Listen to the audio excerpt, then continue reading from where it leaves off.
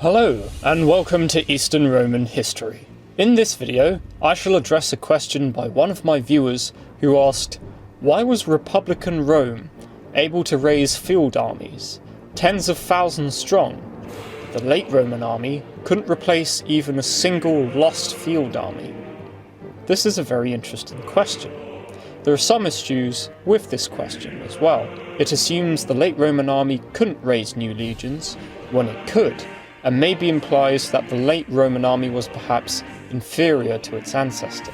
The definitions of the question are very broad.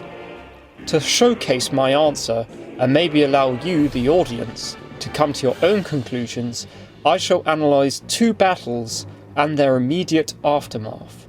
Both of these battles were a serious Roman defeat, where its leaders were killed and most of the men in the battle massacred by an invading army.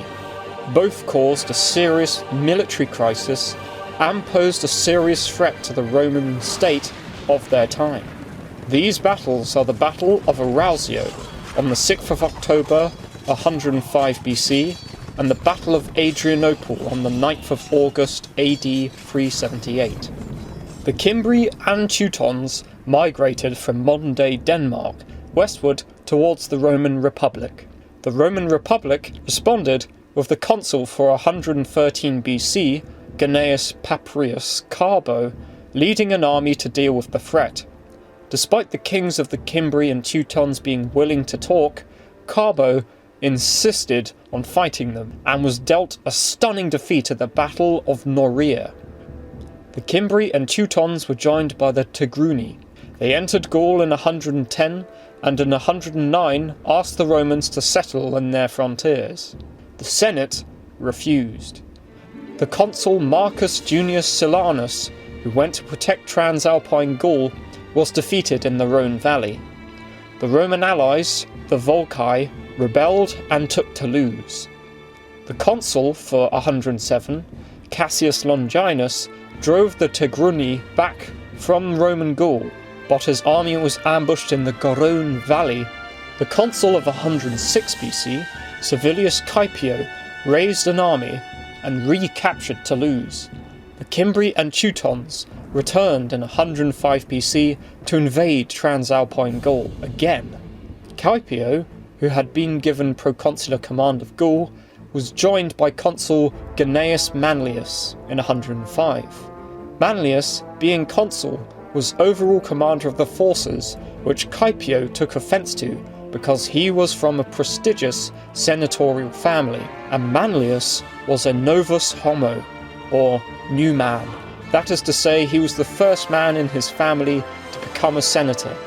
Caepio did not feel he should be taking orders from a man below his own status, and thus barely cooperated with Mallius or listened to his orders. This disunity led to the worst Roman defeat since Cannae. Granius Licinianus, History, Book 33, Chapter 12 to 13. The consul Mallius was alarmed by this victory of the Cimbri, and sent a letter begging Caepio to join forces with him and confront the Gauls with a large combined army. But Caepio refused. Caepio crossed the Rhone and boasted to his soldiers that he would bring help to the frightened consul, but he did not even want to discuss with him how to conduct the war, and he disdained to listen to the envoys whom the Senate sent, asking the generals to cooperate and jointly to protect the state. The Cimbri sent envoys to arrange a peace and to ask for land and for grain to sow, but he dismissed them so brusquely that they attacked the next day. His camp was situated not far from Manlius's camp, but he could not be persuaded, though he was so close, to join together their armies. The greater part of the army was destroyed. The battle was fought on the day before the Nones of October. Rutilius Rufus says that at least 70,000 regular troops and light-armed troops perished on this one day. Livy's Epitomator adds, Epitome of Livy, History of Rome, Book 67, 2-3. Defeated by the same enemies, Consul Gnaeus Manlius and Proconsul Quintus Servilius Caepio were stripped of both of their camps.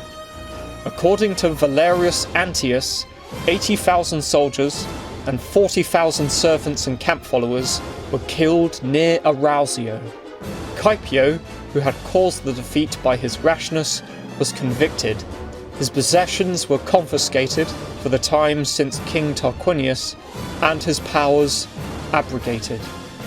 Even taking the more conservative estimate, this was a colossal disaster, on par with, if not even more calamitous, than the Battle of Cannae.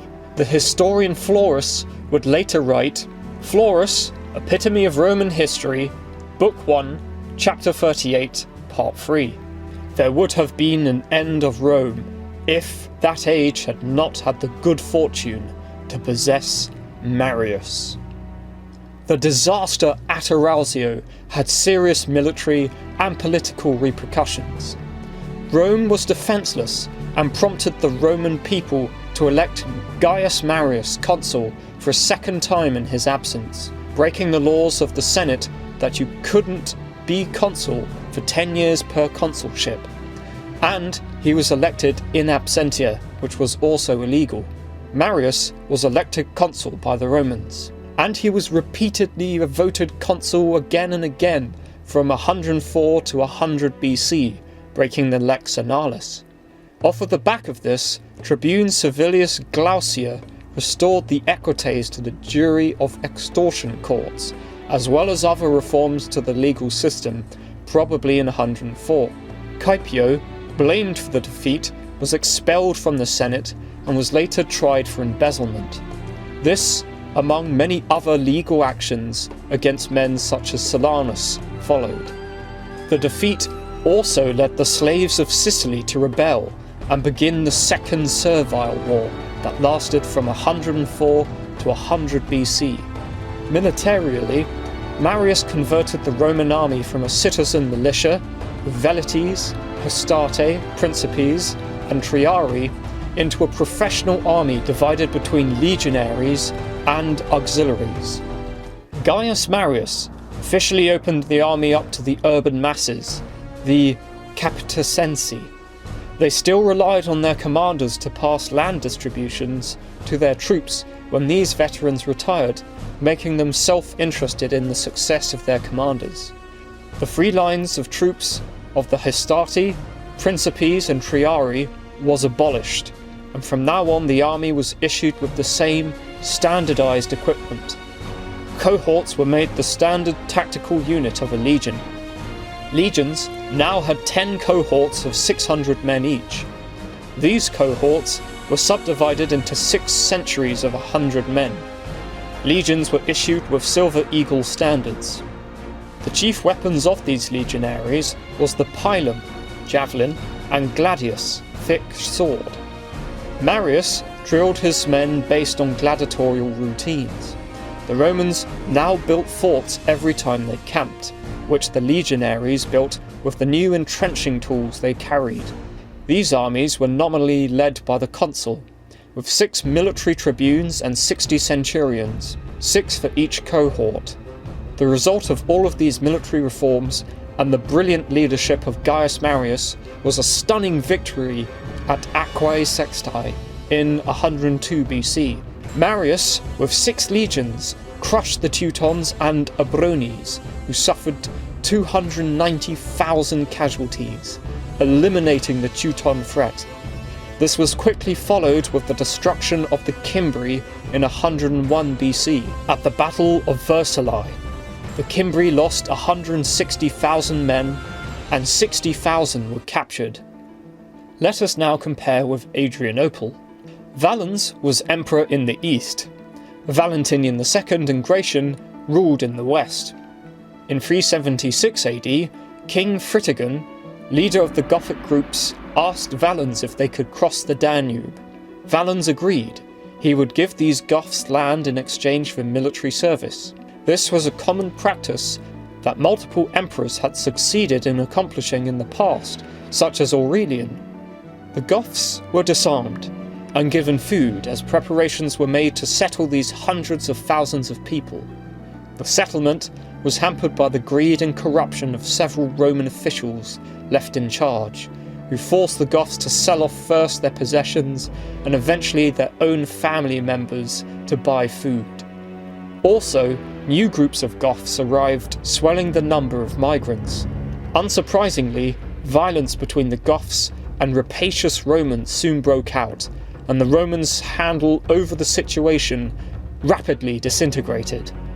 The Romans in control were so incompetent they even failed to murder Fritigern to bring the Goths under control. The army of Thrace, led by Count Lupicianus, was defeated near Marciopolis. The crisis was so serious that Valens mobilised additional forces to deal with the Goths, who numbered some 200,000, though almost certainly more when considering men, women and children altogether. Gratian sent Count Ricomeres with soldiers from the west to reinforce Valens. In 377, the combined Roman army fought an inconclusive battle at Ad-Salaces. They succeeded in pushing the Goths back behind the Balkan mountains. In 378, Gratian had to head to the Rhine to deal with the Alemanni, which exploited the removal of troops used to fight in Thrace. Once Gratian had defeated the Germans, he immediately marched eastward to aid Valens. Valens had now arrived with reinforcements from the east. Eager to secure his own victory to keep up with Gratian, Valens did not wait for his imperial colleague, and on the 9th of August, 378 AD, Valens fought the Goths and was annihilated, himself being killed. The repercussions of this was that Gratian promoted Theodosius to the rank of Magister Militum and then Emperor of the East. Julius, Magister Militum of the East, massacred those Goths serving in the east to prevent a major military uprising. Theodosius led western and eastern armies to drive out the Goths, who were in Thrace and also Pannonia from 379 to 380. Finally, in 382, Theodosius and Gratian made peace with the Goths, who were settled in Moesia and given land in exchange for military service. Now to compare. Both were serious crises to do with migrations of large numbers of people into the Roman Empire, or Roman spheres of influence. Both times a military solution was sought, in the latter case after completely failing at something the Romans were used to doing, and the former due to the Senate's fear of having thousands of Germans settling on the border. However, the focus of this compare is to look at the two eras' handling of the situation. The late Roman Republic lost its army and was completely defenceless, with its other forces deployed in the close of the Jugurthian War. For the late Roman Empire, the Roman army of the East was destroyed, and the Balkans was defenceless. However, the late Roman Empire was in a position to quickly respond, with Gratian sending more troops from the west. Gratian was also able to quickly respond to the crisis, whereas Marius spent some time training and reforming a new army and was only spared from disaster because the Cimbri and Teutons decided not to cross the Alps and invade Italy, with the magistrates managing to hold the worst exertions in Gaul until Marius arrived. Gratian and Theodosius were able to hold the Goths in check, despite the fact that the Goths were far more aggressive than the Cimbri and Teutons and actually pushed into Roman territory.